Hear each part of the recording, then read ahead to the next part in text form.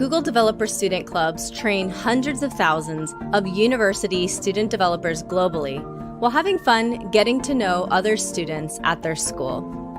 Google selects students with strong leadership skills from across the globe once a year to start a club on their campus. These leads believe knowledge is power and that technology can do extraordinary things for the world. They take on the responsibility to help students learn and empower each other to solve real problems around them. Students can participate in the annual Solution Challenge by Google developers to solve for one of the United Nations Sustainable Development Goals.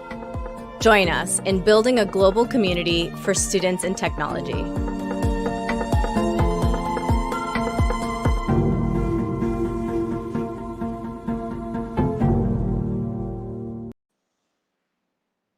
Hi everyone, I'm Anika Torgo and this is Life Hacks brought to you by DSCCP.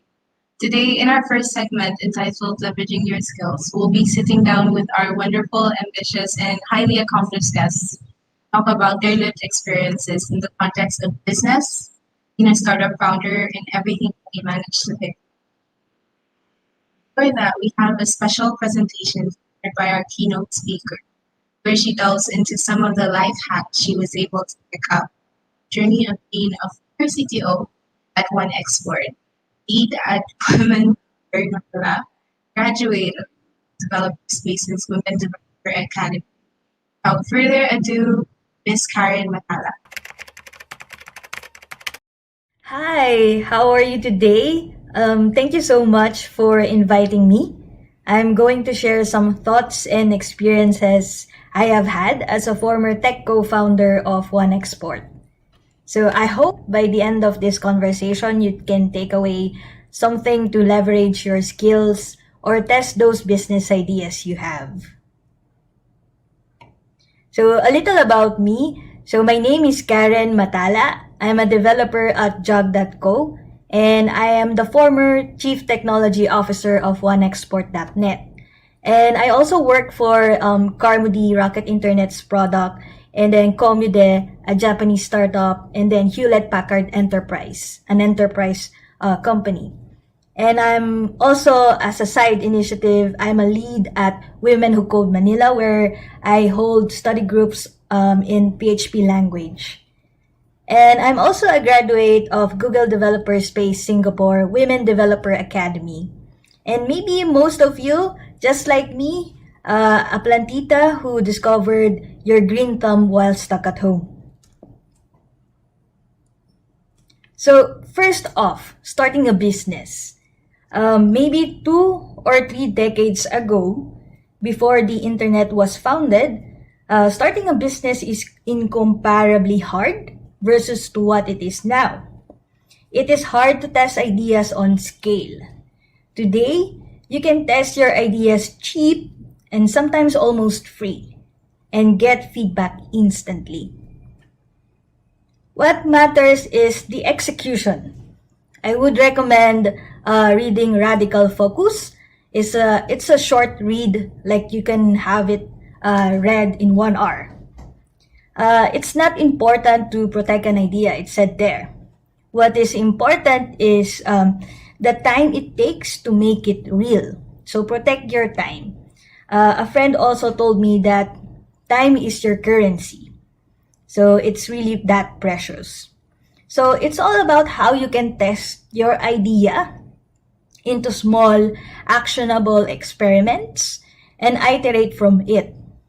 So from One Export, we learned that the pricing model that is most appealing to our customers is around less than 100 USD, and those that are per unit or smaller quantities.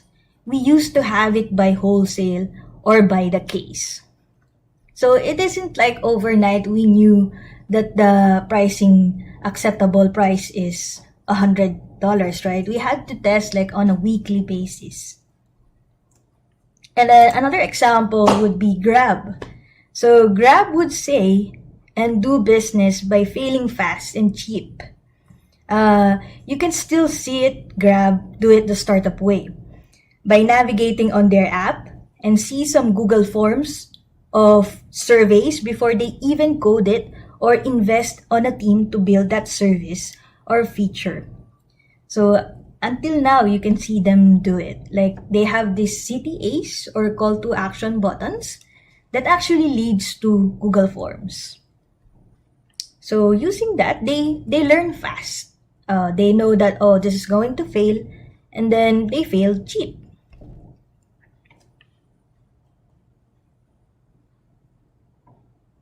So what risks to be aware of?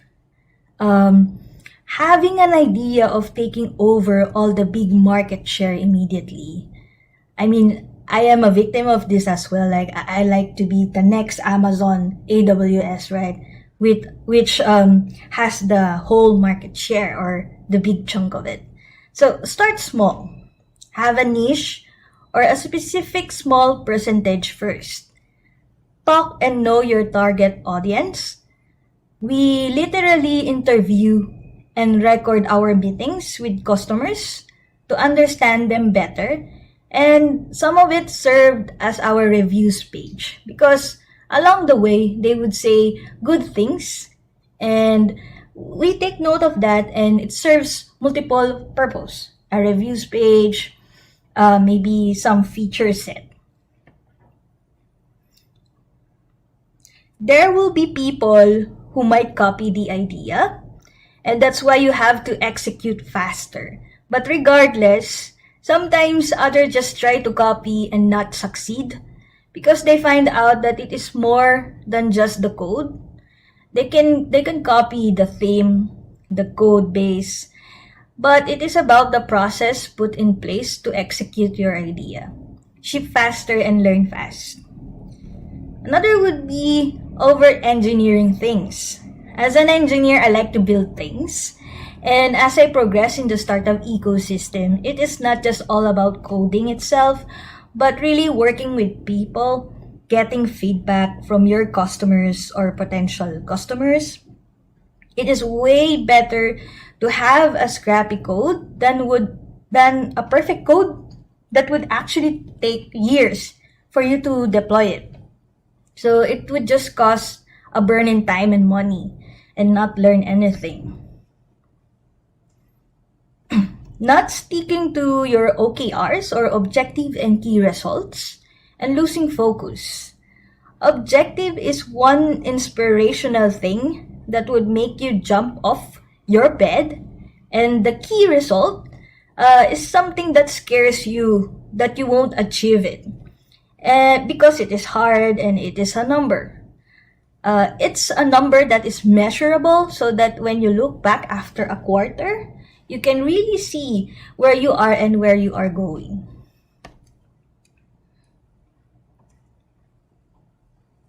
Leverage your skills for monetization. I'd like to share Taylor Otwell's mantra on it. Ask for payment and people don't pay. Or do not ask for payment and of course people don't pay you. So it has the same end result. Might as well try asking for people to pay you. Learn how to get better at asking for the worth of the product you have been building. With technology, you can easily be up and running by having PayPal integrated instantly or maybe in a day. Because you can code it. There's like SDKs already. You just need some API keys. There will be people who would want to integrate with you immediately just to set it up with the momentum, up with the ease. Choose the ease of developer experience, integration. Your best bet would be PayPal. If your concern is the transaction fees, learn from it on the next iteration on how you can factor that in. But just to get started, accepting payments already, go with the ease of developer experience.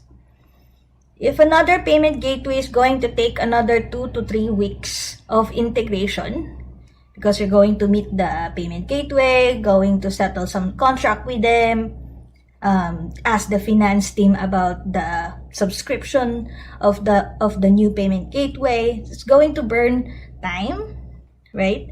Push it back, maybe I would suggest push it back a little and prioritize other tasks or experiments because PayPal can support credit cards or the PayPal balance.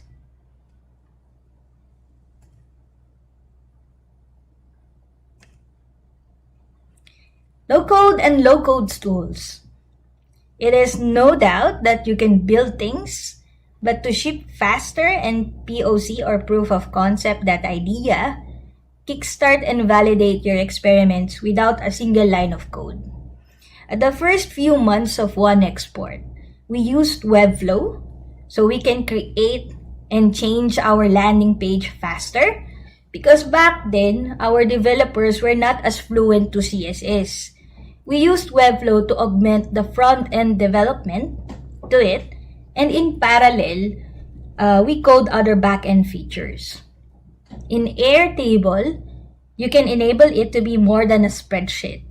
It can be a Kanban board. It can be like a Google form, and the best part is it has an API where you can experiment on having it consumed on your JavaScript client-side app. So this is where low-code comes in. Google Forms are a classic startup way to validate and filter your audience. Again, you can still see Grab use this to evaluate their ideas if it's a go or no-go. Gives you the ability to fail fast and cheap. Join the No-Code Philippines Facebook community and the Webflow PH. So, hire when it hurts already. As engineer, they are expensive, and of course, coding takes time. But for long term and for scale, having to learn to code opens you to many flexible ways of executing and enhancing problem solving. So no code, low code. Of course, there's a with code.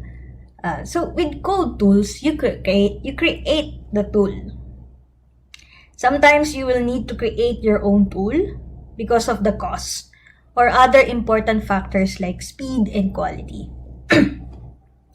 Automate your manual workflows. As an example, we needed to seed thousands of SKU from a partner e-commerce website that is taking so long to let us use their API.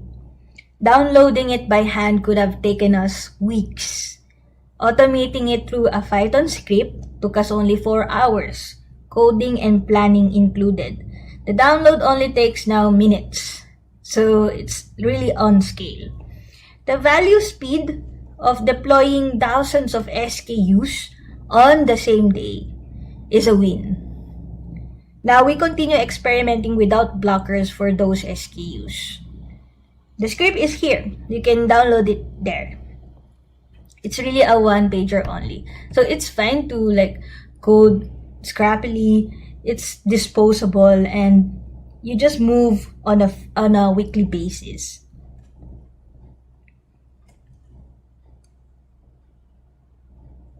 How to back up when you fail. So depending on your vertical, actually, maybe if it's a health-related idea, you would probably take more precaution as it might be tied to human lives being at stake. For others, as what would One Export's investor would say, don't assume that your idea would fail immediately. If it would, you just need to put in place some processes to recover. A refund process if a customer is not satisfied, a database backup on a daily basis, if in case someone by accident deleted your production database. No one is that perfect to catch all mistakes and failures, but this is where your team comes in. Ask help or brainstorm on those scenarios during planning. So that's the end of my quick talk for you guys. If you have any questions, just follow me and message me on Twitter. So I'd like to share this quote. How did you accomplish success? Same as everything else, gradually and then all at once by James Clear. Thank you for having me. I'd like to shout out on Zetra Vien, Communication Head of DSC CPU. Nix, DSC lead, and Arias ako, my co-graduate at Google Developer Space, Women Developer Academy. Again, thank you so much for having me. Have a good day. Thank you, Ms. Karen, for being part of this journey with us and sharing so much value while kickstarting the event. Speaking of the event, I'm sure all of you are eager to get a glimpse into the minds of our speakers, so I won't keep you waiting much longer. Before we dive into this segment, let us first meet our wonderful, ambitious, and highly accomplished guests, starting with our first guest. He currently works as a production and design staff at Quadratic Business Incubator, located at the Iloilo Science and Technology University, or ESAT. He's also a founding member of Baka and the co-founder of Gabi Studios. Let's give it up for Mr. Michael Lapos. Hello, guys. Hi, Sir Michael. Thank you Nice to so meet much you. for joining Yeah. us. Thank you. Okay, so next up on the roster, she is an alumnus of Central Philippine University and started her first business when she was a university student. Now, with over 10 years of experience in the tech industry under sales and customer success, she is currently an engagement manager at Engage Incorporated and founder of Cloud Upsurge. Outside of work, she is a sports enthusiast and dreams of someday becoming an athlete. Let's give it up for Miss Ala Taninko. Hi there. Hi, everyone. How are you all Hi, doing? ma'am. Good afternoon. Good afternoon. So our penultimate guest, just like you, Ms. Tala, is an alumnus of Central Philippine University and holds a degree in information technology. She has a wide field of experience as a software engineer and has co-founded different tech startups such as Pinoy Legal Forum, designed to cater to the legal needs of every Filipino. Ailalay, a software company that specializes in developing chatbots rather. She currently works as a designer and partnered with IoT Ninja to develop sensor-enabled business solutions. We have none other than Ms. Shine Pang.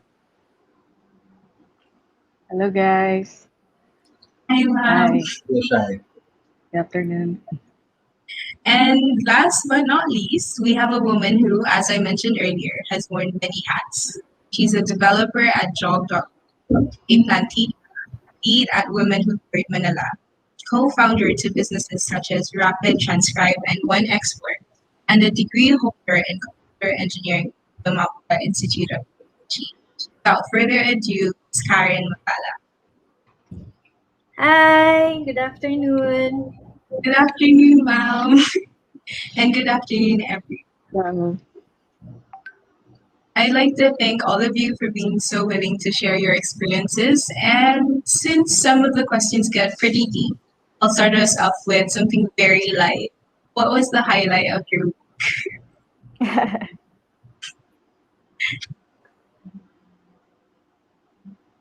Okay, probably I'll start. I'll start with that since nobody is asking. Highlight of my week. To be honest, like there's not really I would say something as a highlight. I guess this would be the very highlight of my week. Oh, good job to the yes, this event was actually the highlight of my week. Yesterday I just remembered like, hey, I didn't spread this enough to my friends, so I started sharing the link, the invitation, the creatives that you have. So this is a good highlight of my week. Back to you. Very much. Thank you so much. Sure. What about the rest of you? Would you guys like to share your highlights? Yeah, for me this week, I just joined another company called Jog.co. So I've been learning a lot from them, like engineering wise. So it's about the process and not just the end goal of, shipping coding, but really the process of the product discovery. So it has been fun. And also I'm looking forward as well for this. So yeah, thank you for this initiative. It's really something to learn about entrepreneurship and technology. So yeah, actually my highlight of the week is we actually launched the new technology business incubator here in Iloilo. So it's called Quadra TBI. It's like you're watching a startup K drama. It's like a sandbox of Iloilo. So we incubate startup there. We mentor them. Yeah, we nurture them until for yeah. So Thank all you. the would-be Namdo Sans, take note of Namos. that. Quadratech. And you, Shine, what's your Okay. highlight? Well, I got a pretty big week last week. We got to accomplish something at IoT Ninja, and we'll be yeah, we're doing an MVP soon, so we're excited to be part of it. And also, I'd like to take this to thank you for this initiative. As we're talking with Taha, that this is something that we would like to have when we were back in college. Studying. Yes, Yeah. yes, yes. So thank you for this cool and awesome initiative. Yeah. And thank all of you for saying yes. This would not have been possible without all of you. Say thank you as well. Okay, so I guess that's it with the kind of light stuff before we get to the heavy part of the conversation. So I guess let's start. I guess my first question would be directed to all of you, since all of you are startup founders. Growing up, was that something that you aspired to?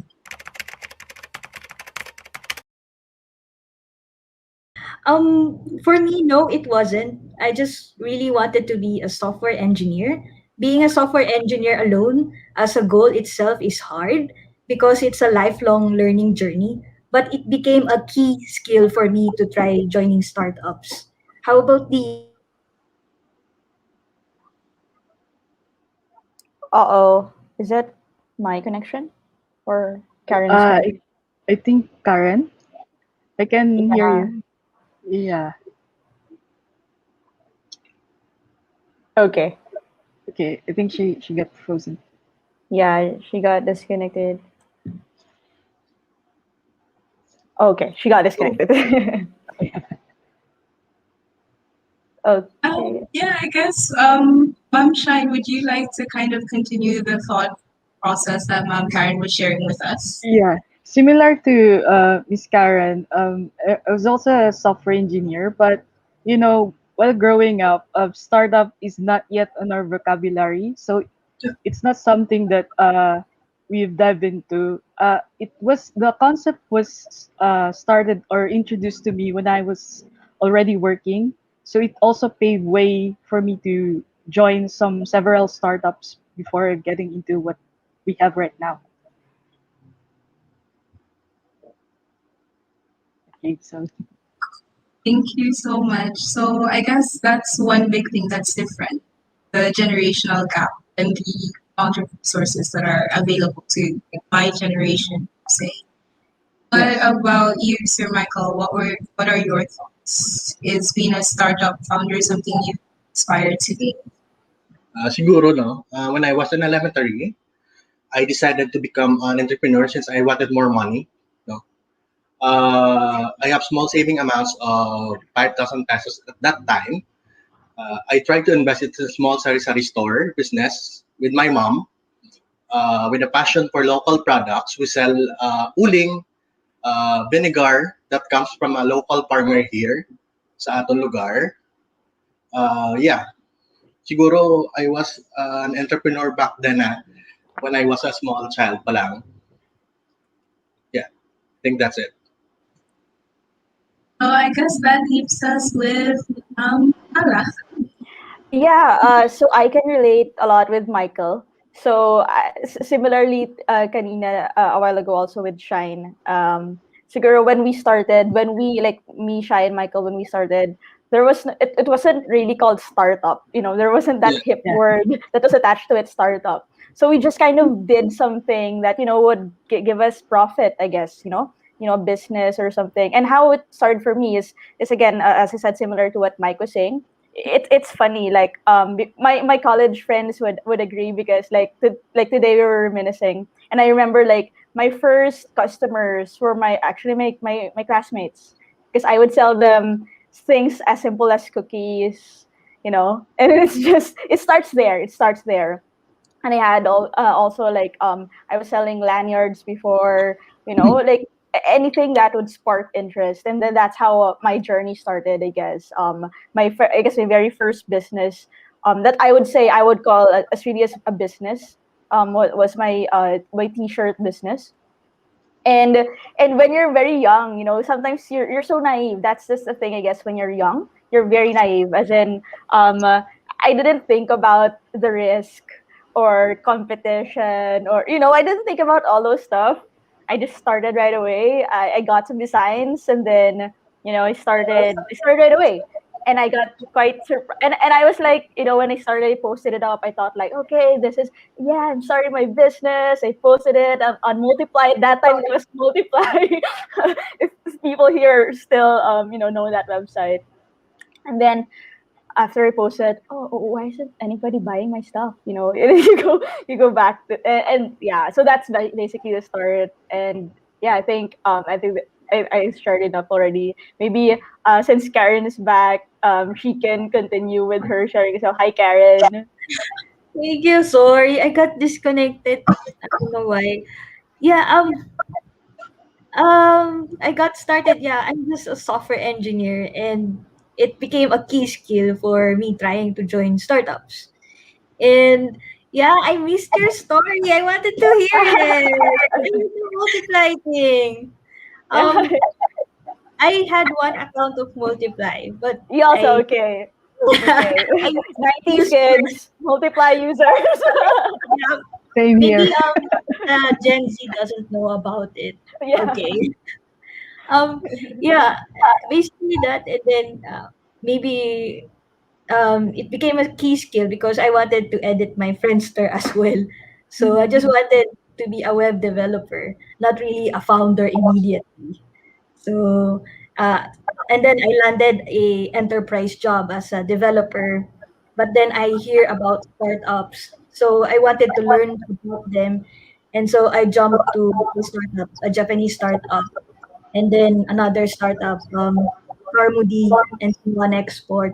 Basically, just to dive in and learn about the startup ecosystem. And then I think both of us, the founders here, it's all about learning to be the marketing team, to be the product team, or the whole IT team. Uh, the whole Yeah. IT team, but you're only one, Yeah. right? Because you're doing everything. But it's worth it for me. I'm not sure to everyone, but it's kind of worth learning about startups. Yeah, so it wasn't really at first like I was young. I want to be a founder. I became inspired by the founders that I've met during learning about startups, like startups from Mhm.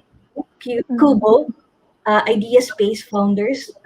There's a lot of Filipino entrepreneurs, founders that are really strong that can compete to US based or globally like Paymongo, um, One Export, right? A lot of Mhm. startups. Just join at Startup PH Facebook community. You will be inspired by their grit and stories. Yeah. Yeah. Thank you so much for sharing. And Karen, if you ever want to rewind and see what the other speakers talked about, it's on Facebook. No I will. worries. But Thank I you. guess to add to that, when Kala and Sir Michael were sharing, they talked about how like kind of innovation and entrepreneurship had been like a part of their lives from a relatively young age. So my question to you, Shine, is when that click started or what it was like. When did you realize that, oh, okay, this is something I want to do?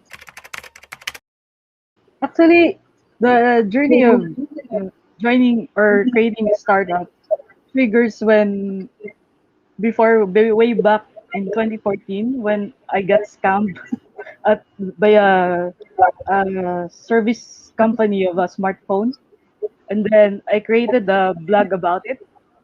And then without my knowledge, I received a lot of email that they also got scammed too. So it sparked like a Me Too movement. But to cut the story short, we didn't attain justice for it. But what we have is that it born the idea that what if we can have something like an outlet like for Filipinos who are helpless for their legal drama. So that's how Pinoy Legal Forum was born, and I think that's one of the earliest spark that I have. Yeah. Thank you so much for sharing that, Mom Shen. It's really inspiring, like doing what you can to help other people avoid something you went. Yeah. What about you, Ma'am Karen? Earlier you talked about like being very decided on like sticking to the software engineering path and how it involved a lot of lifelong learning. So how did that transition Okay. On one export, so I started as a part-time engineer, and we launched, and eventually I became full-time because I believed on the founders, and we launched the MVP called Caravan. So one export is a wholesale exporter, like we ship by the container, but Caravan initially it was like on one container you can have many buyers, and today it's like by unit pieces. So we launched MVP called Caravan around May and aggressively tested it. So at first, we just mainly brainstormed the first landing page, and it was a simple one.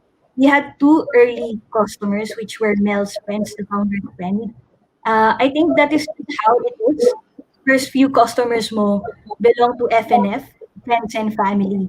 So it was not just all about the website, but also the human processes behind the website that got ideation process because the client side should run the back end side. But I learned from Iterative Accelerator that it is okay to test ideas and just see how it would work with your customers. Just make sure that you're not going out blind. So meaning you have analytics in place. So we set up Mixpanel. So Mixpanel is an analytics tool, somewhat Google Analytics for user behavior. You can see customer acquisition funneling, where do users enter and where do they drop off. So build a hypothesis, adjust the website, and build insight again from there. So that's how it has evolved to just being an engineer into analytics thing already or product. Thank you so much for sharing. I feel like a lot of people can relate to your journey in particular. Thinking you are going to stick to one thing forever and realizing that life doesn't really work out. Yeah. So I guess for all of you, the next question is, you started this a long time ago. Some of you have had over 10 years of experience. So what skills have you picked up along the like soft skills, hard skills, and I guess what skills do you think are in startup? I think for me, as I progress, there is a need to do product roles because I realize technology itself will not sell the product. It needs a strong iterative process with your target customers. How about the others? Sure. I guess I can follow up there because I guess because we didn't have things like this at our days, you know, we didn't have things like this. So in Tagalog, mano mano. So when I started my first business, it was a t-shirt business. Um, tapos and then I came to a part that I experienced challenges with the quality. And that's where I learned that, quality is very important. And at that time, I didn't know how to create this. Actually, I was just like the salesperson. I was the middleman. I was finding suppliers. I was finding artists that can do it and do it really well. But I didn't have a quality control, anything like that in place. So that's what I learned, quality control. That for me, like when you ship a product out, it needs to be it needs to be not really perfect, but it needs to be up there. There needs to be a level or standard, so that people can also relate to it, or they will say, oh, this is nice. Oh, I think I can get this, and this will be, it can spark joy, so to speak. Yeah. How about, yeah, how about you guys? Yeah, Sir Michael or Ma'am Yeah, Shai.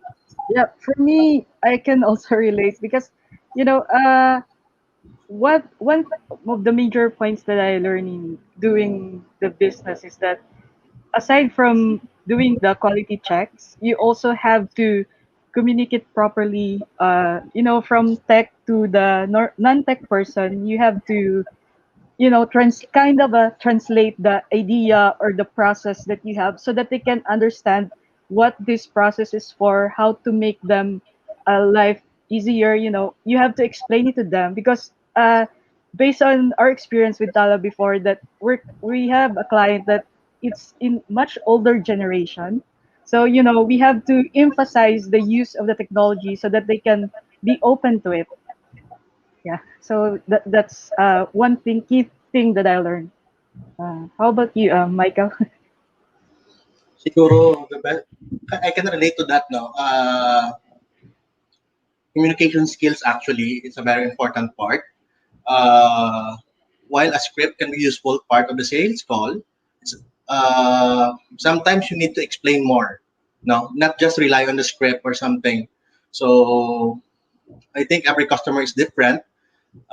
The same script won't work on everyone there. The times you need to bring out the communication skill to close a deal.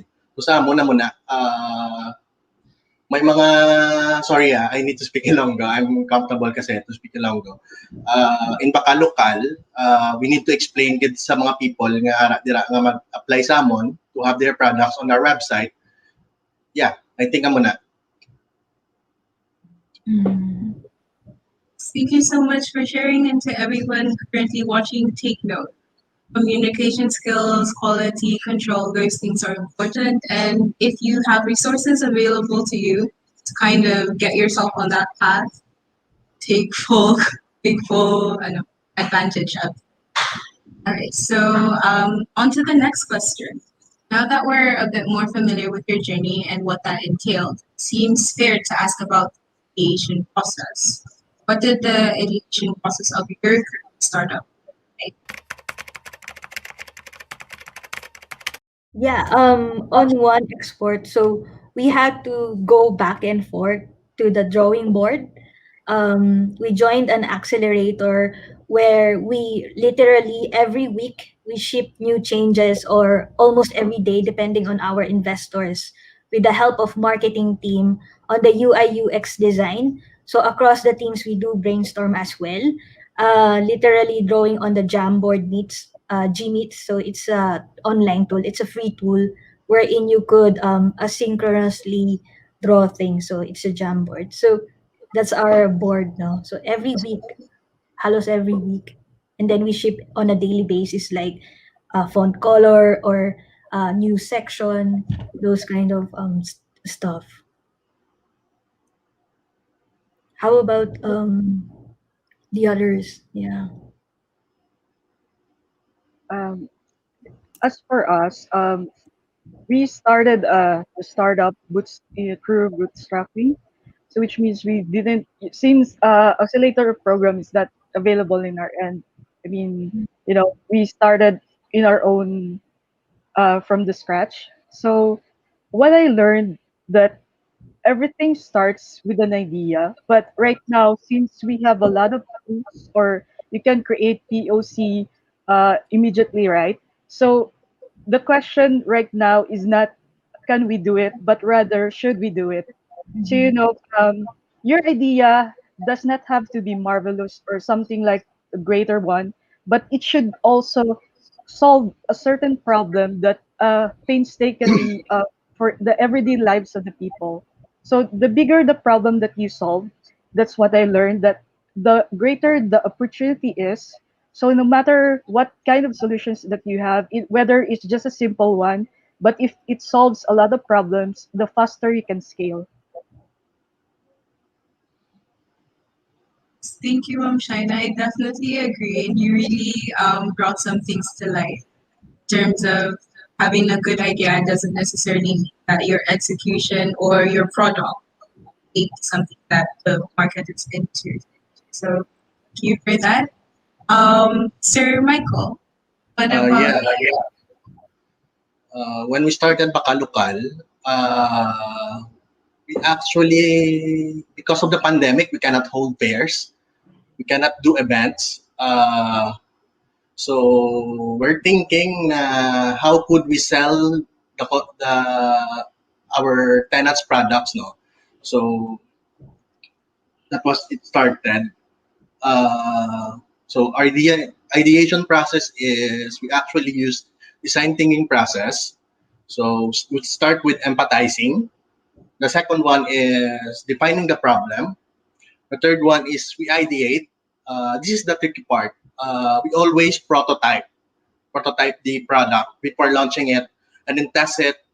The last thing is test. So that's how we do it. So from time to time, it might new changes sa aming sa system or sa product. So we do this process along the way. Yeah, so design thinking. design? So it seems like all of you have had different approaches or different experiences based on your roles as like startup founders. Um, what would you say something that was really integral to your success? For some people, it's like marketing. I feel like that's applicable to if you had to attribute the success of your startup to like one specific thing. Is that even possible, or and if so, what would it be? Sir Michael, would you like to start us off? I'm sorry, hindi ko marinig. Sorry. Oh, sorry, sir. I'll rephrase or I'll repeat myself. I was Can asking. can anyone start muna the Okay, question? I'll add up the perfect. Ma'am Karen. Miss Karen. I think what is important is having OKRs. Um, like every quarter or maybe in a month's time, have a goal in mind. So objective. A while ago, as presented, something inspiring you, something to make you jump off your bed, right? And then a key result. So it has to be numeric. So OKR. So for the whole team. So let's say drive more traffic, right? Or get more sales. And then the key result is how do you even track that? So is it going to be on a daily basis you're going to have 5 page views or something? And then how far are you from that 5 page views a day? How are you going to move the whole team to it? So it's about the OKRs for me. So it's across different teams, marketing, sales, or engineering wise. Yeah. Ma'am Shine, would you like to add anything to what Ma'am Karen just mentioned? Yeah, I agree on setting up on goals. It is important. And also, I'd like to add that when setting up your goals, you have also to know your why. For example, before prior starting the business, because based on my experiences in the past startups, the bigger your why is, the bigger the why, the bigger than your goal, bigger than yourself. The what I can say that will help you last through the toughest time, especially when your goal is beyond yourself. How about you, Tal? Yeah, so I was just nodding along because I guess I can relate. I can really relate because I'm just going back to that my first experience because I just learned so much about it on setting the goal bigger than yourself. When when I posted this event a while ago, I posted that I did many startups and actually although none of it really like took off, I think I'm a good example of not what not to do, right? So that's why I'm here. so going back to the question, what not to do, right? When I started my t-shirt business, I was just so in my own box that this is a very good idea. I want to do this. This is so good. Like I this is a product that I would buy every day. Like definitely this is so cool. And no, that's not a good thing. No. So definitely what Shine and Karen was saying, put up OKRs and you need to think bigger than yourself. Yes, you have that opinion and it's a good product for you, but like what would other people say? You need to do that because you're in a business. You need to understand also how they would respond to your product. Is it good for them? Like how many, what is your target market? You need to have those things in mind. Who is your target market? Do they need this product? You know, those things are very essential, especially if you want something that would last long term. Yeah. Nice. Thank you so much. Okay, so in any venture, businesses most especially, it helps to like delve into the market to like compare similar products. Just like Ma'am Tala was saying earlier, or like right now, something may seem good to you, but that doesn't necessarily translate to the market and other. And yeah, in short, you need to do kind of like a comparative analysis. What would you say the process of finding your unique selling thing that sets you apart from your competitors was like? Okay, so as mentioned, we started Producto Local as passion project at that time. So it was not to generate income, no, and it was to provide a collective avenue for Ilonggo to showcase their passion project as well. As for competitors, we don't consider them as threat. Actually, we see them as partner, no. We don't compete. We don't compete with anyone. We collaborate. So that's our goal in Produkto Lokal. Kasi global goal siya eh, to release the local products to the market, to the global community. Yeah, that's our purpose. Thank you. Thank you, sir. And Ma'am Tala, do you have anything to add to what Sir Michael was saying about Sure. her ability? Absolutely, Nix. So I want to share like what our startup's doing right now. So actually, this is not my startup, but you know, I'm my company right now is Moengage, and the reason also that I joined this company because I really believe in the founders. So Moengage, we're a marketing technology company. Actually, Karen mentioned a while ago Mixpanel. Mixpanel is one of the platforms as well that we work with. We have integrations with Mixpanel, and this is one thing that they're doing that I really love. So both of them, both of the founders are hardcore tech people. They're hardcore tech people, and our product is a marketing product. So you would see like how would they know how to talk to marketers? So what they do and what we're continually doing right now is we talk to these users, we talk to the marketers because our product is a marketing technology product. We talk to the marketers. Hey, what do you guys want to do? And that's how innovation happens because it will just be an idea where I'm a marketer and because we're in a business of apps, right? um let's say Shopee or whatever, Lazada, they have an app, and what if I want to target all my users who have dropped off, who have added it to a cart, who have clicked this. I want to target them, and I want to target them right away. How do I do that? And that's where we come as technology builders. That's where we come. This is how you do it, or we build something that can do this. And then they would, and again, marketers would come to us and say, I want to send out a broadcast to everybody, when they have like these 1 hour, 2 hour quick promotional sales, that these timed things. And then they would ask, and then again they would come to us because we're the tech people, and then they will again ask, how do we do this? So that is, I guess, how you build your product. You don't build your product for yourself. I think a very key point that Shine mentioned a while ago is the connection between the tech, the back end people, and then the front end people. And I'm that middleman most of the time where I talk to our people, and then I talk also to the client, like what do they want? Because you'd be surprised, there's a lot of startups that are very tech based, and they don't usually answer what is the problem out there, like what are the biggest challenges of, let's say, marketers. If you have an accounting software, what are the biggest challenges of accounting? If you have a logistics software, what are the biggest challenges of the driver, etc.? You have to go to the field and actually talk to them, understand what are we trying to solve, not just be in your box in front of your computer or your laptop making code or making a system, designing it for you, because you're not the one who's going to use it at the end of the day. They are. So that's a very key point on how you stay competitive. Yeah, that's it. Thank you so much. So just to recap a bit, immersion is one big thing, like kind of being involved with the people you're trying to help, like Ma'am Shine and also Ma'am Kala mentioned, solving a problem. Ma'am Kala really highlighted that you're not supposed to just say, oh, I want to do this. This is probably what other people.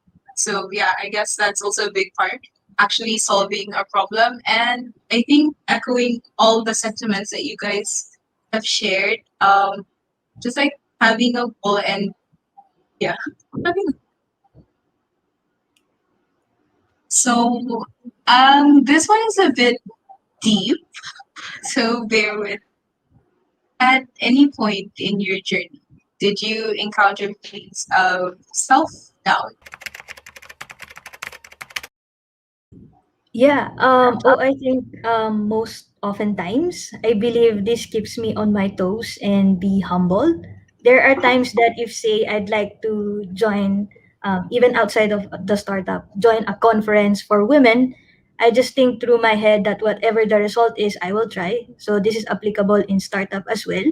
And the possibilities is it can be a pass or fail. You will never know unless you try. And also I just think of it this way, so this is not just for me but those next to me. So let's just keep pushing forward. And how do I overcome it? I just think that it is about the process, a learning process. And it taught me to just be professional, show up every day, even though it's hard. It's going to be hard, so it's okay.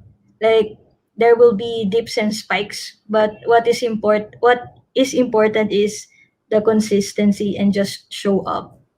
Yeah, for me. Hey, yeah. How about the others? Ma'am Kala, what do you Um, yeah, like the setbacks, right? So why do I keep repeating that part on the quality control? Because yeah, it was a really like it was an eye opener for me. So what happened there was so I had this an order a project, essentially a customer. They ordered like 50 t-shirts, and it was a very simple project, easy money. Anyway, so I did it. I got them. They even, they even gave me like 50% deposit. Wow. So I processed everything. I got suppliers. I talked to this, I got the cheap supplier to do like the printing, etc. And then it was done. And then I delivered it.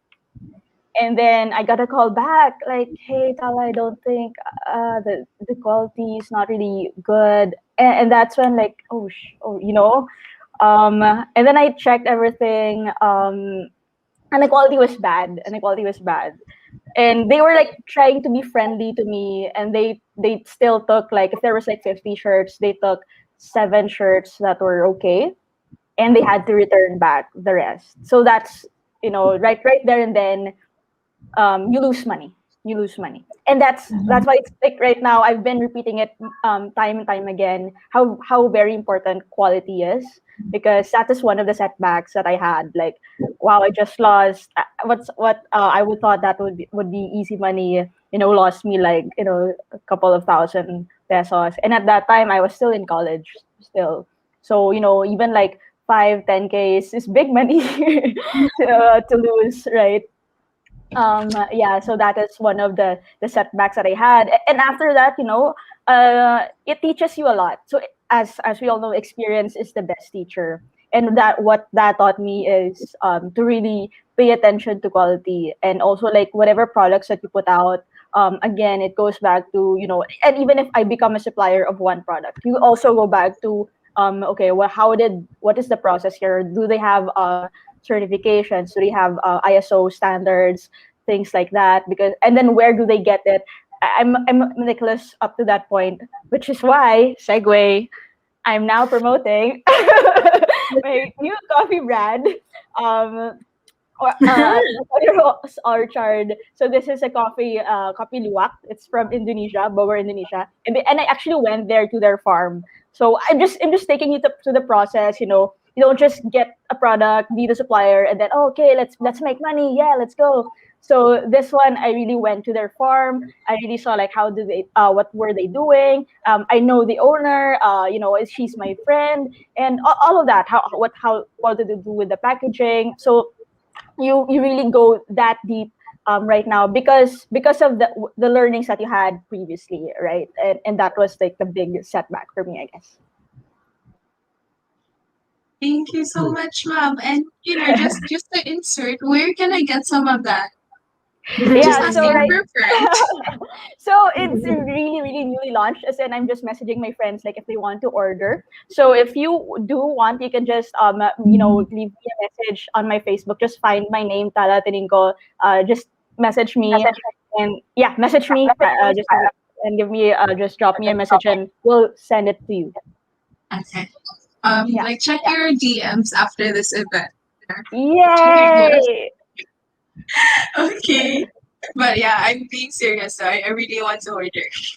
Yeah. Okay. So you were talking about kind of quality and how you learned from that experience.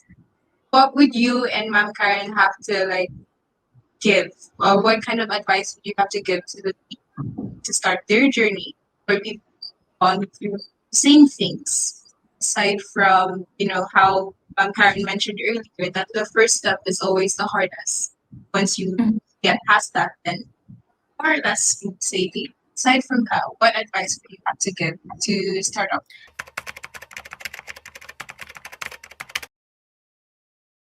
Ma'am Karen, Just do your best by showing up every day and do your part in learning new things.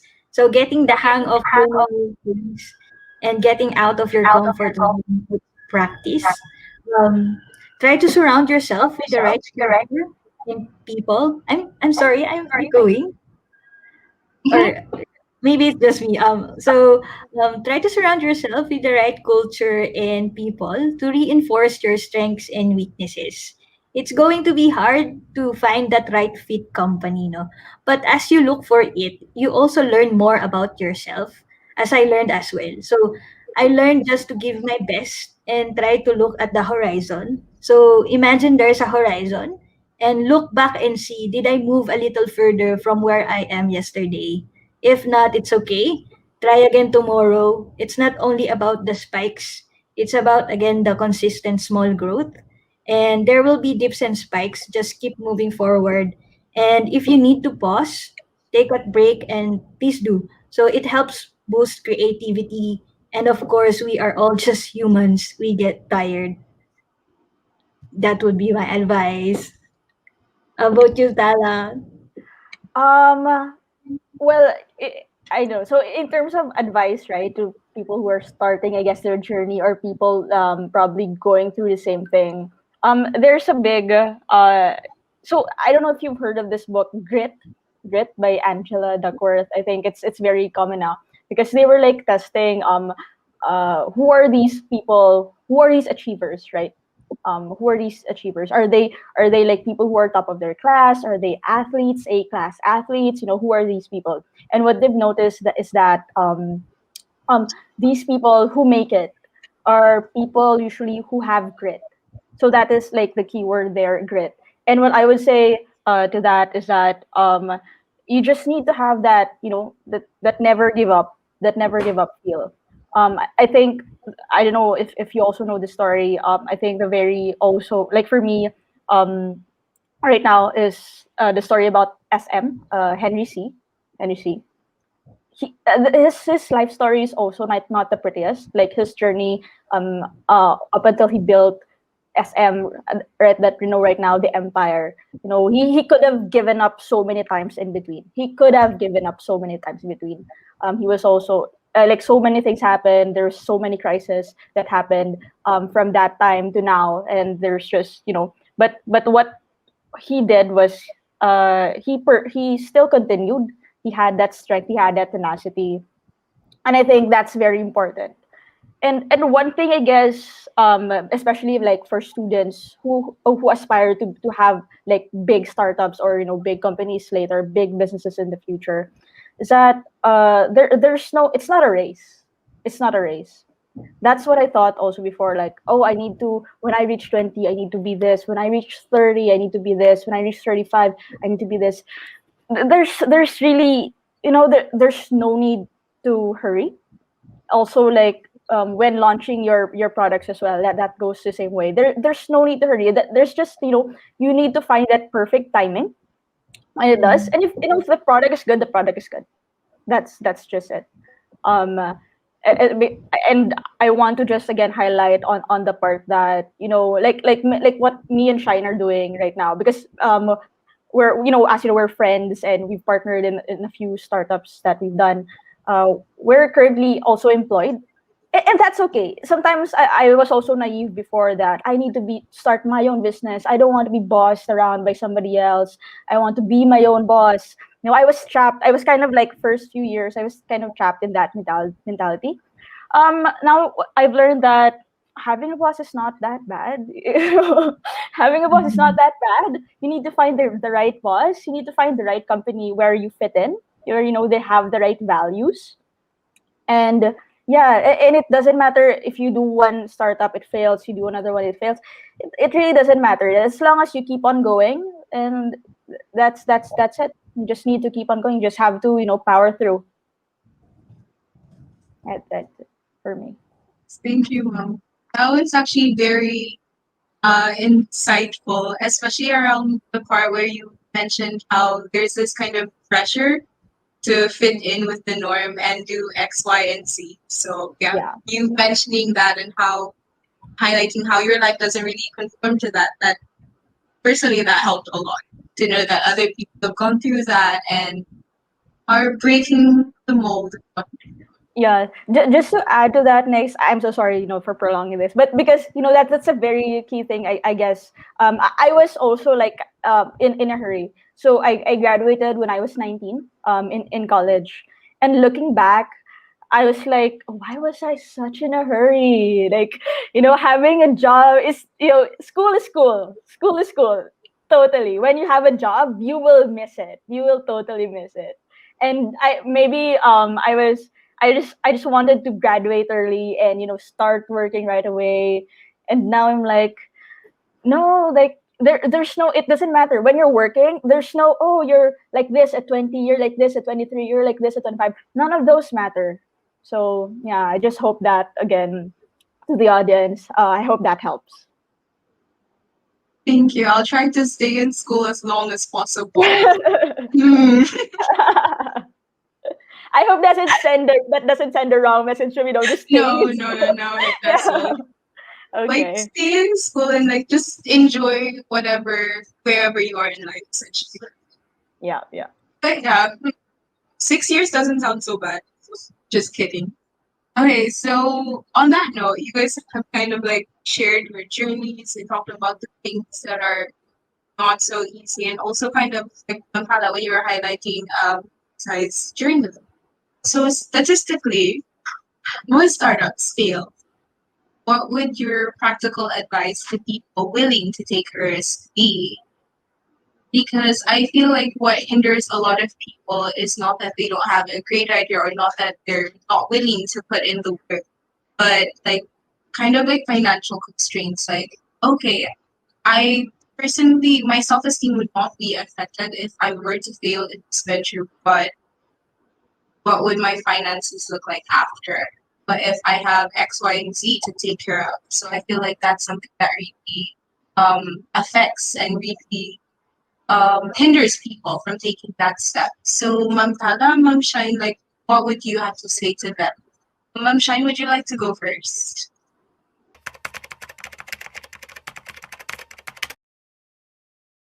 Actually, this is what embarks me on what Mark Zuckerberg said, that taking no risk is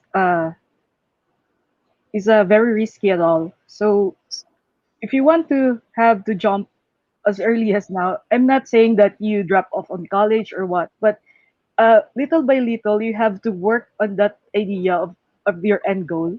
So first of all, you have to begin and end in mind. So I would like to share on how we started at Ilalay because it was really a rough start for us because since we it's something like that I want to do it for many years. Like I started planning it like 2017, and then 2019 I decided to jump all in, work full time, thinking that it will be a very smooth start since all of my partners were all my friends, something like that. But what I didn't consider that time was I didn't know how to run a business at all. I mean, a true business. Like I was not aware of what burn rate is, something like that. You have an initial capital for that, but and also one thing I learned is that uh, the transaction is not yet completed unless the collection is in your end. So we really learned that the hard way.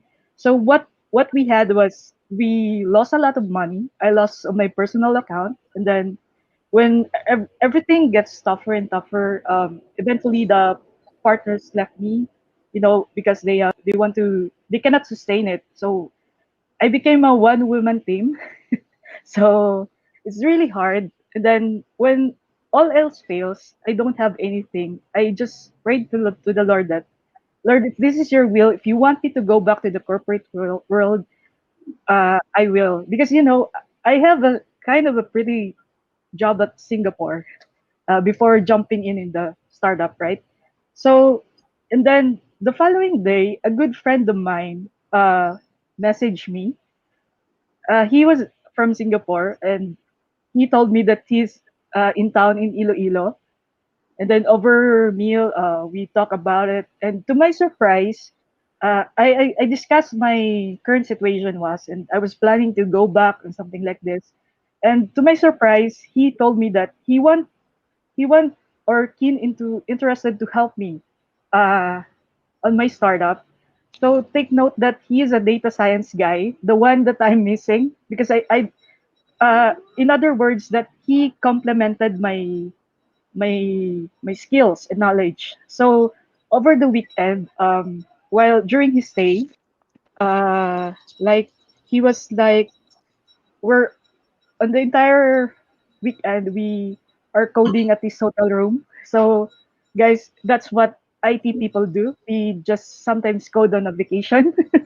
So on the following Monday, I presented to the client, and then everything went smoothly. We have a POC already over the weekend, which was I was working for 2 years. So imagine like that. That if you want to take risks, you have to consider or you have to persist on your goal. That's why we said earlier that you have to begin your end in mind because if you have that goal that clear, uh, it will help you not to give up. Yeah. So how about you? Thank you. Sorry, Nix, did you want to say something? No, no, no, no. Okay. Please continue. Sure.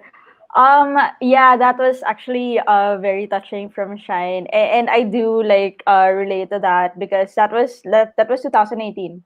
So basically, so all of us, it was a time when we went home, kind of. I resigned. Shine resigned. Our other friend like kind of almost resigned, but it wasn't like the time. No, no, she didn't resign. She just she just resigned for a good few months. And when we resigned, she got in that was the time when she again started working. So it wasn't like bad timing, I guess. Anyway, um I think what you need to be prepared about, or the practical advice that I can totally give, is be prepared. Be prepared in terms of, because you know that 9 out of 10 times a startup will fail. Expect to fail. As in, of course, you want everything to go well, but you need to have that backup. Like if doesn't go well, do I have savings? Like when I resigned, it because resigning is, it's dreadful for a lot of people. I talk to a lot of people now, and they're like, "What? You resigned? Oh, I really can't do that." So anyway, that's the key point. You need to be prepared. When I resigned, I was really like preparing myself. What if this doesn't work? Okay, I will look for a job. What if it would be hard for me to look for a job? Okay, lower my standards. It can just be that part. And on also, like, when you go all in, like what Shine mentioned, when you go all in, be sure first of all, when you resign from your job and you do the startup, make sure that you have at least 6 months of money saved up for you to live. That is very like practical advice. Like me and probably Shine, we had that few months burnout. We had that few months where like we were like very positive and very excited. At the very beginning, we were very excited. We were very excited. Oh, we can do this. We can do that. We can talk to this customer. We can talk to that customer. At the end of the day, we had one customer and a very, very difficult customer. It's not always going to be sunshine and rainbows. That project, I think, 1 to 2 years for us. And it was mostly Shine. It takes a lot of toll. That's the reality of a startup for anybody who's wanting to do this, who's anybody who's in the beginning and just getting ready to start. It's not going to be pretty. You need to understand that it's not going to be pretty. There's going to be a lot of problems, believe me. And again, you need to be prepared for that. A lot of people will think that your product will not be good. They will have, oh, why do I have to do this? Like, what Shine mentioned, we have to install this to a certain, to a client, and they would say, we will talk, of course, to their their C-level, the decision makers, and they would agree. And then we talk to their, the actual users, and they would say, why do we have to do this? Essentially, we're disruptors, right? In the IT business, in the IT world, we're disruptors. People have been doing it on a certain way for like, decades. And then you come in and tell them, hey, what you're doing right now that takes you a week to process, we can do it in 1 day or 1 hour. And they won't grasp that right away. So you have to like have that patience to educate them. Like, no, this is how it is. I'm lucky for me right now because right, I'm in Indonesia, and actually it's surprising because the workforce here is mostly young people, not really young, but people who already are tech savvy in a way. So it's not that hard to we would maybe, let's say, if we would educate them, like 5 out of 10 would be tech savvy. I would say back in Iloilo, it would be like 2 out of 10 or 1 out of 10 even, right? It's very hard. It's very tough. So just you need to be that prepared on whatever comes your way. You need to be prepared to lose money. It's not only it's not only losing sleep, not only losing your job or you're losing clients. You need to be prepared also to lose money. So just going back to my experience, first few projects, good, and then I hit a project, I actually lost money there.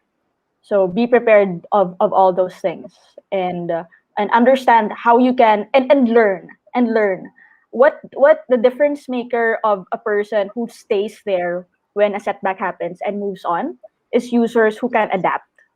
So you need to be able to adapt when a challenge A hits you. You need to adapt, and okay, I need to make my product bigger. I need to make my product adjust to this. Okay, this doesn't match this certain customer, because you don't always need to be the perfect product for the whole market. You just need to be the perfect product for this customer. That's all you need to think about. Yeah. Would you like to add any to what Makala said? Because a lot of your ideas kind of like complement each other.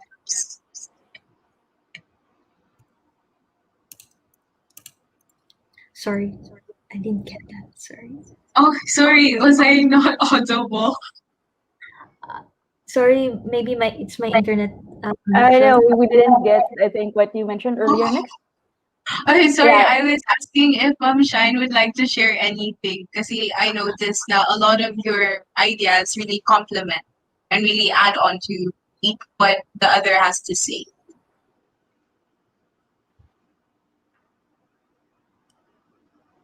And so, Mom Shine, would you like to add anything or Uh, think that's all for my and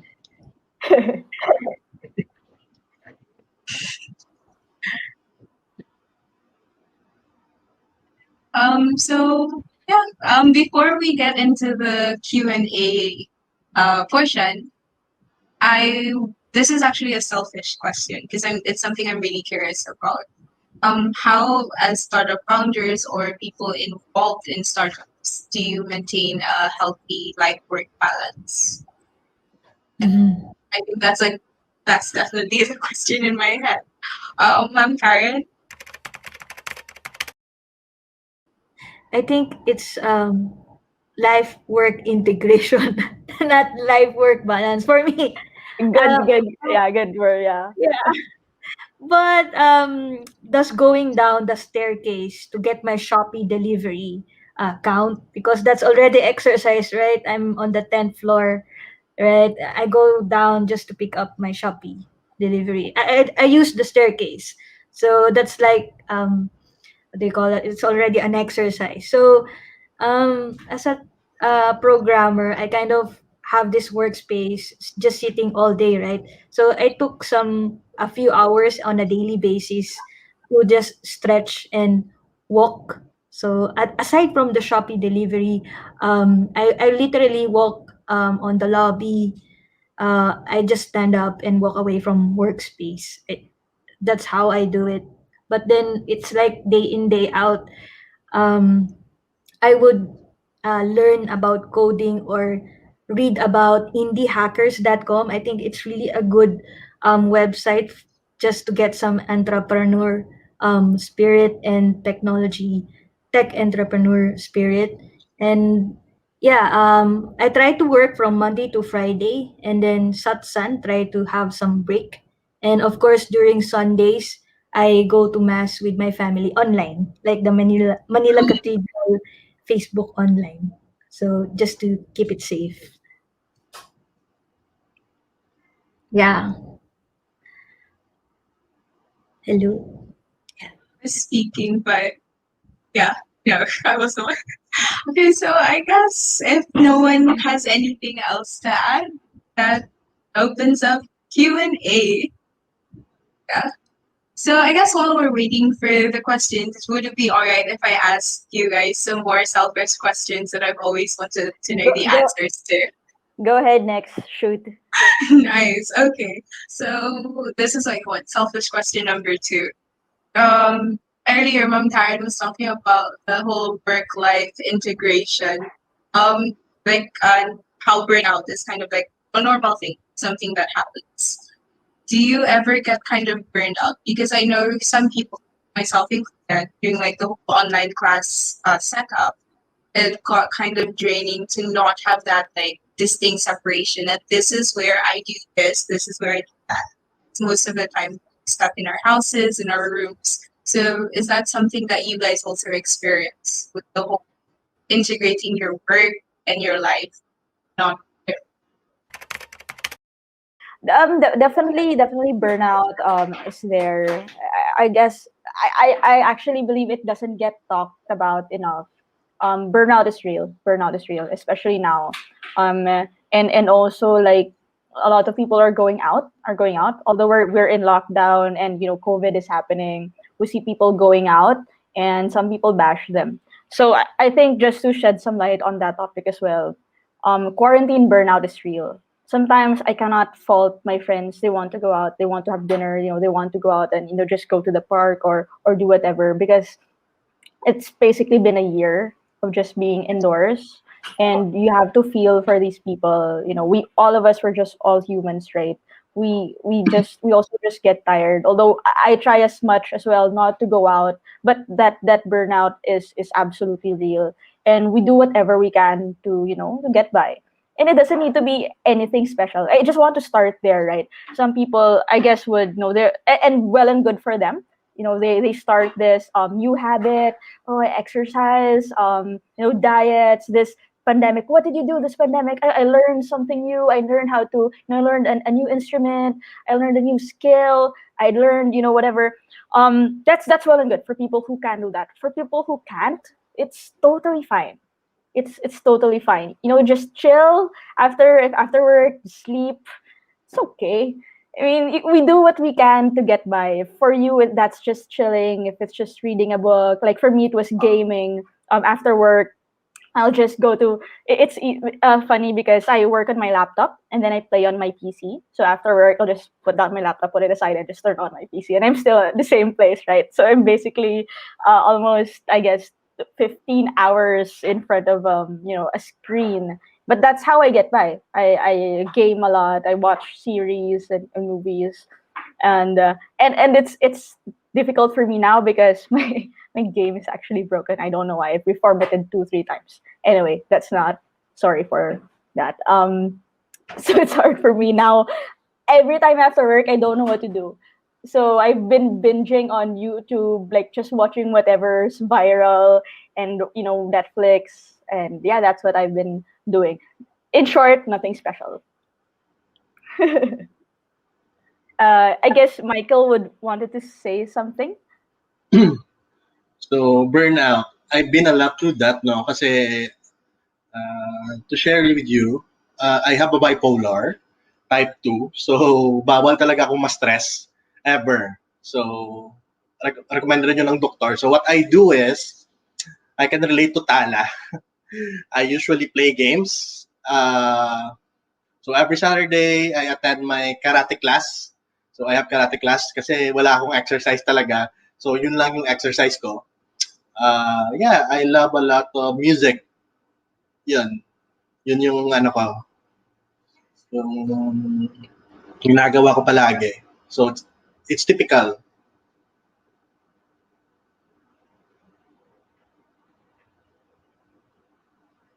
Yeah. Thank you. Wait, are you done na po? I'm Yeah, not yeah. sure. Oh, Yeah. okay, sorry. I'm not sure because the internet was so you kind of got off in some parts. Sorry. Okay. Ma'am Shine, what about you? Do you want to share anything about whether you've like experienced burnout or like how you dealt with it during the quarantine? Actually, prior to pandemic, being in a IT industry, especially in the financial side, it's really, very busy. So you have to find ways and outlet to do whatever, like something like to do different things. So for me, what works for me before was jogging, but when the pandemic came, since we cannot go out, you know, I also love to travel.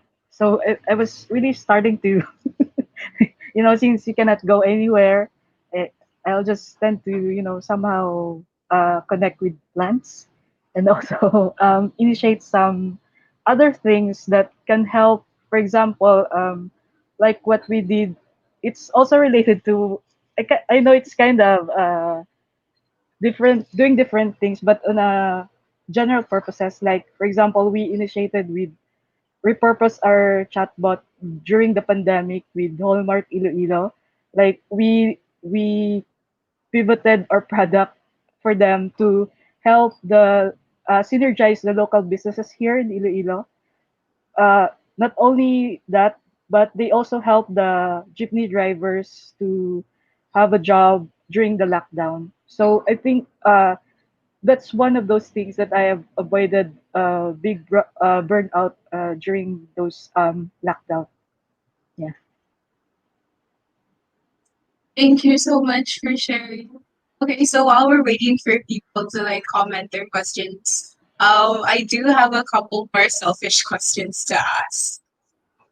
Uh, I guess a big one for me is um, a recurring theme in our discussion for the past hour has been kind of having a goal in mind and like purpose and passion and knowing your why. So throughout this entire journey that all of you have been on, what would you say is like the highlight? Like what's something that really gave you a sense of fulfillment? during your journey as either as part of a startup or as being a startup profit? So more on like the highlights of like the whole talk, right? Yeah, like when Uh did you most feel fulfilled? Something like that. oh, I'm so sorry. Most fulfilled in like just in general. I think in the context of the startup. I see. Got it. I guess for me, I feel I haven't really reached that yet. I don't feel like I've yeah, because I guess if you feel fulfilled, then a job is done, right? So that's why I haven't really like I am not yet in that stage. Maybe I don't know if Michael or Shine or Karen are at that level already, but for me personally, I don't think I have reached there yet. Because also I did do a series of businesses, just small businesses, and I guess the satisfying feeling for me is like for me it was making a sale. It's pathetic, right? Just making it's as simple as making a sale, making some money, but it's not it's the process also because it's nice when other people buy in to what you do, right? Like it's not only like what Karen mentioned, that the first customers you would have is family and friends. Of course, my mom would buy it because she's my mom. Like, but when you have somebody outside that would buy your product, it's just wow, yeah, that's right. This is a good product, yeah. So you have that self fulfillment in a way that makes you proud. And a second part to that is also I realized, although it can be like not scalable in a way, but what I've found out is that sometimes these products, when I talk to my friends or people, yeah, who I want to market my product to, a lot of the times they buy it because I'm selling it, and that says a lot on branding, right? So it means for me, because people trust me, whatever I would come up, whatever idea again I would come up, they would say yes. And I think that is a good self fulfillment for me. That wow, I've even like on my early years, I would give them this. So Cheyenne would be like first hand experience because I sold so many things back in college. Yeah, it was from t-shirts to cookies to bags to lanyards. And funny thing about the cookies, I just wanted to share that. This is a funny thing because I don't cook, I don't bake, I don't have any of those skills. Basically, I just have this people skills and selling skills, I guess. So the bakery beside my house, they would sell cookies for 1 peso, basically. And then I would package it. I would put it in a paper bag and maybe make a dozen. And then I would go to school and sell it for 3 pesos each, one cookie. So that's like 200% profit there and there, then and there. And it would grow. I got reservations, and they're like, "Hey, do you want? Yeah, like, yeah, this is good. This is good. Like, did you make this?" And I'm like, and I was honest. I didn't tell them that I made it. Like, no, I didn't make it, but I get it from my supplier, which is the bakery beside my house.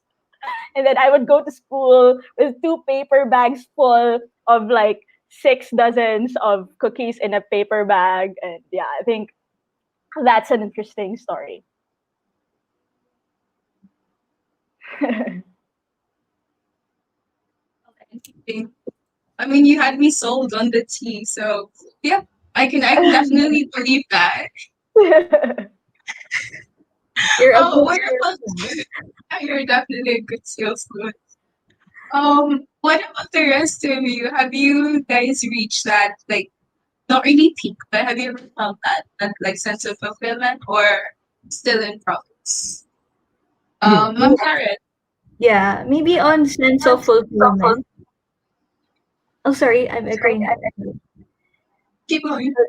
On the sense of fulfillment, I kind of know that this is a long game that we are playing, and so what makes me take is the team itself. Like, how are we going to drive the whole team to that to that to that long journey of learning? And yeah, basically, um, I have to work with such a good cohesive team. So that would be the highlight of the product that we are building.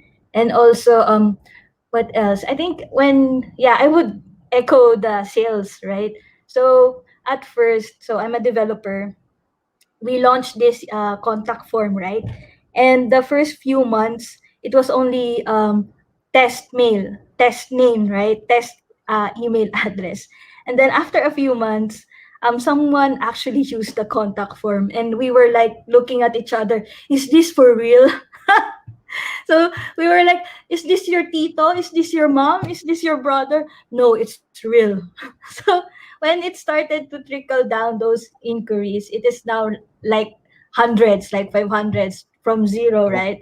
So it's really a journey. And then after the inquiries, of course, the payment gateway integration, right? So we would test it. And then when the time comes that there's an actual buyer, we were like, the same thing. Is this you? Or is this your mom? No, it's a real sale. So we were like, oh my God, this is real. What we're doing is actually real. So those kind of successes, it trickles down. That's kind of the highlights. Yeah. And also, the highlights would be, you know, the puyat or the late night works, right? The journey of a developer, or maybe because we lack engineering budget. So sorry, I am using my phone as my beauty light. um, yeah, so because as a startup, you don't have the budget to hire many developers. So we converted our designer to be a developer.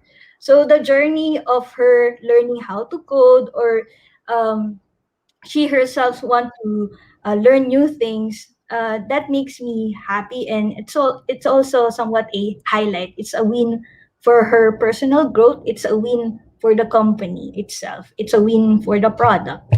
So those kind of things is what I see as highlight. yeah. Uh, Uh, thank you, Karen. I can add up one more. My our highlights naman namin is we actually get a fund from the government.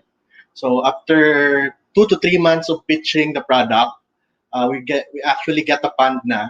So those was the first highlight na nangyari sa amin. After that is yun, making a sale sa website, kung ilang traffic ba yung papasok talaga. Since na-develop na yung site, after mag-hire ng programmer and designers, uh, at first siguro 1 week, wala pang traffic, as in walang bumili. Siguro 2 weeks pa, merong nag-add to cart sa website. Siguro yun yung biggest achievement namin from the start. So we were very happy na talaga na may bumili, tsaka na-deliver yung product. So yun yung highlight, I think, sa startup namin. Congratulations, sir. More to Thank come you. this year. uh, I can also relate to the rest that, although we're still work in progress, like what we did before, because our product is like a chatbot for e-commerce, so you can basically order through that to the chatbot. So the first time that we got an order, it was actually like we're doubting ourselves. Same with Karen. So we're asking if, is this a test data or what? So eventually it's a real one. And also one thing also is that, for example, in the Quago chatbot before, that when a customer from abroad who ordered, because her family is on the hospital having COVID, so they asked us to deliver something, uh, some care package to their patient or their family member. So it's a very touching review that somehow on our end, not only we can provide a job to the affected people, but also our customer is fulfilled on that end. So that's one of the highlight of having a startup. Thank you. Based on what you guys shared, that's really the small wins. Like they add up and they form those larger than life things that people tend to see. But yeah, it's really the small wins. So thank you for sharing your small wins with us. Okay. Oh, we have a question. Okay. So I guess this would go to anyone who would like to answer. As a student, is it possible to kick off a tech startup without a lot of money? With technology, you can again test your ideas fast. Um, as simple as a Google form, you can validate your ideas, or a Wix website just to test your idea or your pricing model, or just the hero shot, or the hero shot is the first fold or the first thing you see. So you can test your idea right then and there for free, like Wix.com, and then uh, take it from there. So every week have a hypothesis, like, are people going to even sign up for it for a pre early access, right? If you get a short list of email address, you can email them immediately that this is the mock up or the prototype that is in my mind. Are you interested? So reach on early and communicate or talk to them ASAP, just to validate it. So, and then yeah, you can easily test the idea. So kick off, yes, you can kick off a tech startup, basically for free and fast. Yeah. So in addition to that, we at Quadra Technology Business Incubator also supports a kick-off startup. No, with it starts with an idea. So you need to pitch your idea first. Para nung sa para yung pareho sa startup na K-drama series. So we support that from ideation up to you graduate. At the after 2 years, you will graduate at the Technology Business Incubator. So usually dun dun pa lang yung iba is from thesis nila, ginagawa nilang startup, or for example, you're the researcher. So from ideation, from product up to commercialization, they will support you. You can actually support, government can actually support you if you have a very good product. So yun lang. So I can send you the email so we can assist you later if you have an idea or a product na in hand. Yeah, it's very possible. Yun lang. Yeah, so we'll also make sure to comment it down below. That way they can also see the website. Yeah. What about you, Ma'am Tala or Ma'am Shine? Is there anything else you would like to add about whether it is possible to kick off? Maybe, yeah, sure, I can. So like generally, like, of course, absolutely. Everybody. So all of us here, Karen, Michael, Shine, we all started with nothing. So that's the answer to your question. Like, we didn't start with big money, so that definitely answers that. And also connecting to what Karen has mentioned, you'd be surprised that a lot of tools out there are available for free, and tools that support startups. One of which is our company, Mo Engage. We actually have, like, of course, we have the business plan, but we also have this like a starter or startup plan where you can access it and use it totally free. And that's because we're a startup, and startups as a startup we support startups. So we have this growth accelerator program where you can sign up, and it has, like, of course, a quota, like, let's say, up to 10,000 users. If your app has less than 10,000 users, you can use our platform for free. So there's lots of tools that can help you. You just need to look. And me and Karen, we've mentioned a few already. Yeah. Shine. Yeah, I think you'll be lucky enough to be a student nowadays because there are a lot of free tools online. All you have to do is just a click on a search button. So unlike in our days, we'll go back to the library, and we can browse the pages just to learn a code or something like we don't know anything back then. So I think, yeah, it really, for you to get started, you have to start, searching. Thank you. Think your answer ties in really nicely with our next question. So, quote unquote, good day, po. How do I determine whether I am capable or ready to create a startup?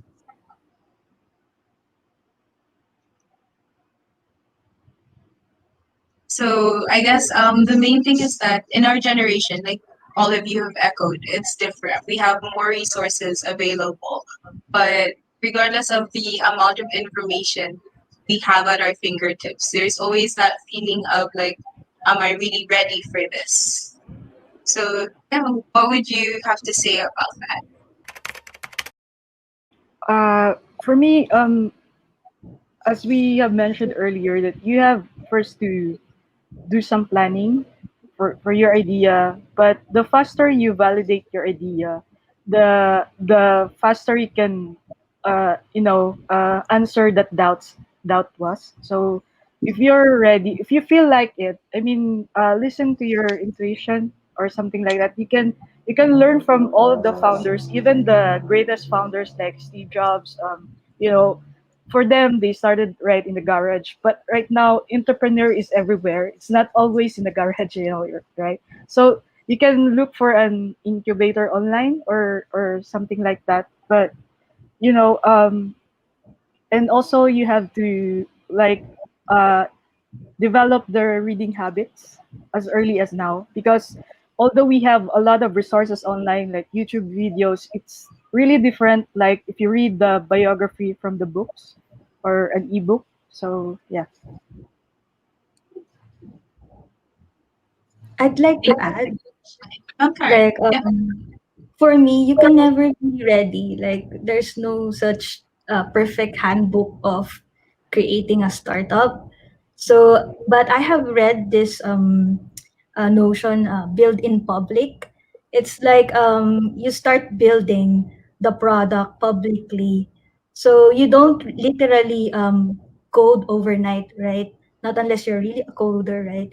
And then launch. Like you have developed the product for months, and then you just start posting about it. No, you have to post about it publicly just by at the start, like on the ideation stage, so that people could see how you gradually built your product. So if it's a fail or it's a win for that day, it's fine as long as you progress. So just get started. So basically, maybe you could start with, yeah, the idea, and then what problem are you solving, right? There has to be some problem that you ought to solve, because if not, if it's going to be you have this technology, so, because engineers tend to have that, like, I know blockchain, so I will they have a basis already. I know blockchain, I will create a solution, I will find a problem for this solution, like the blockchain, right?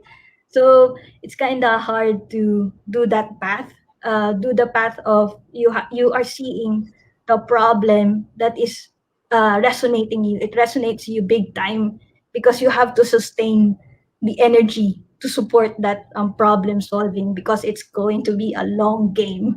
So yeah, um, you asking how do I determine whether I am capable or ready to create a startup, that alone indicates that you have you have the courage already to start a startup. All right, you just got to find the problem that resonates you, I guess, and to sustain it. So good luck, Virgin, for that. We hope to hear about your product soon.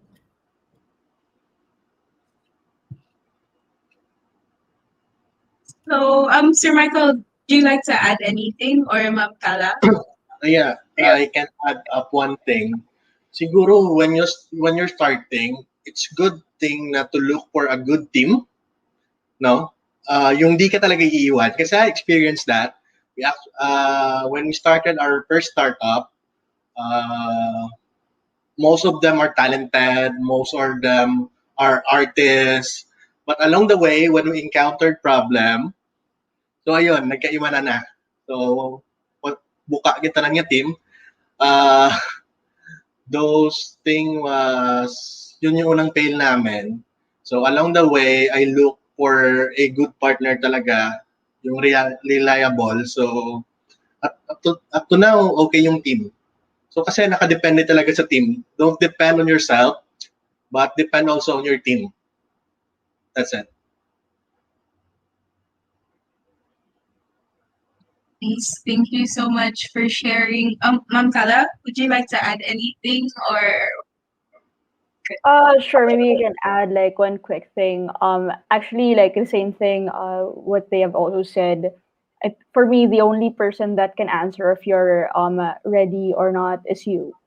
Ultimately, the guidelines are there, and you can only answer that question, right? If you're ready. So whatever we say, that even if we do like a check for you, like, okay, do you have this now? Do you have your budget now? Do you have your whatever customers or product? At the end of the day, you have to answer that question from your own. I mean, by yourself. Yeah.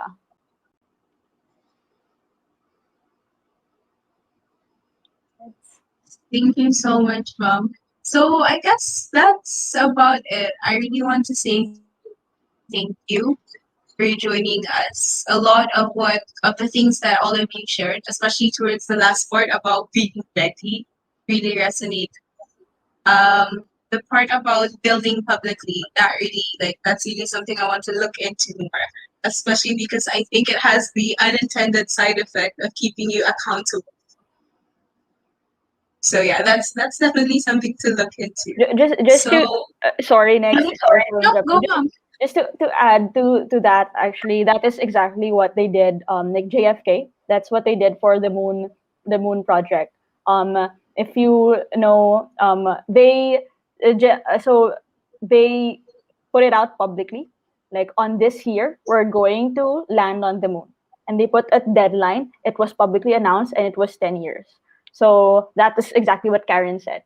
It's how they did the moon project for from JFK. Yeah.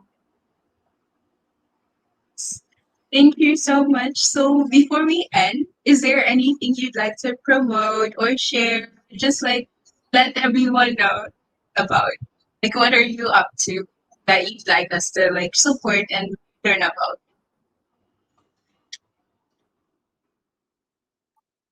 Sir Michael, what about you? You've mentioned Project Tech.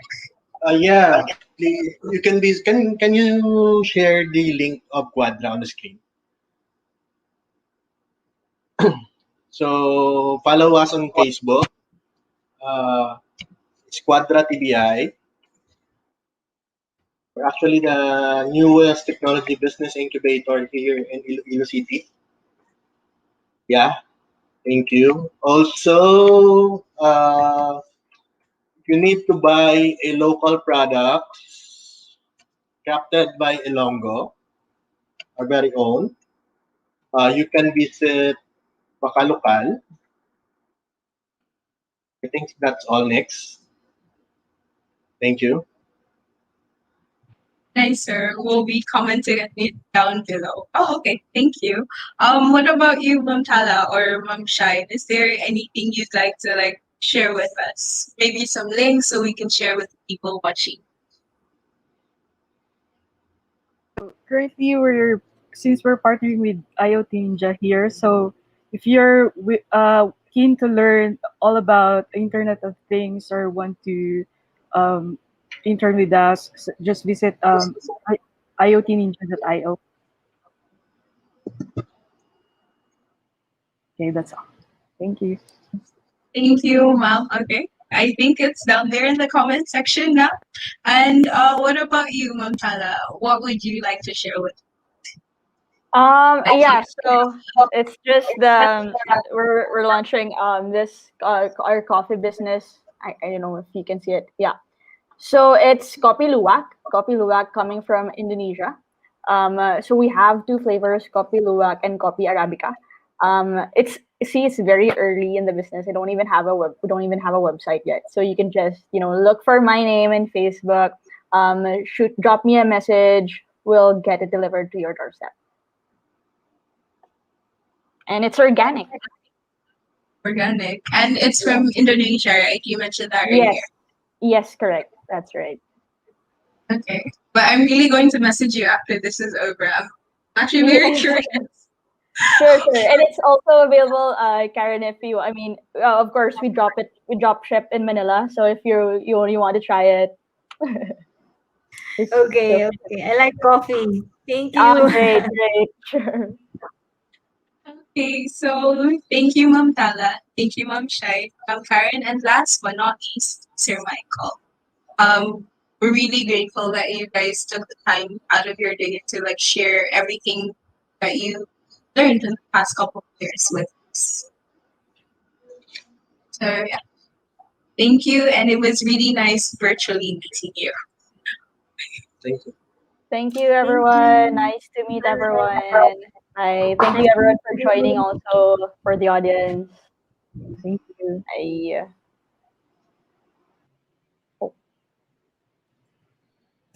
Thank you so much. Thank you. Bye-bye. Bye. Thank you. Bye bye. See all of you very soon. Bye, Ma'am. Oh, so I guess that's it. Um, Before we officially end this event, I just like to say thank you so much to our guests who just left us. To everyone who stuck it out till the end, our partners from the University of San Agustin, West Visayas State University, Western Institute of Technology, Iloilo Science and Technology University, where you can find what your TPI, which Sir Michael mentioned. So if you're ever looking to get into startups or just have your startup be incubated, that's definitely where you should check if you're from. We also have the University of the Philippines, Miagao, like UPV Miagao. And last but not least, CPU College of Business and Accountancy. Thank you so much for supporting the event and to see you all next week. Where I wish I knew delved into a little bit of the tech and a whole lot of adulting with Miss Ariasa, Miss Kelly Sampain, and Mr. Stephen Carl Hisol. If any of you are interested in unleashing your inner Navdo set, like Sir Michael mentioned, feel free to check out the link that we're about to comment below, which provides an opportunity to get into mentoring from industry experts. The cool thing about it is it's a student startup. So yeah, if you're a startup inclined, then definitely check it out. And of course, DSC applications are now open.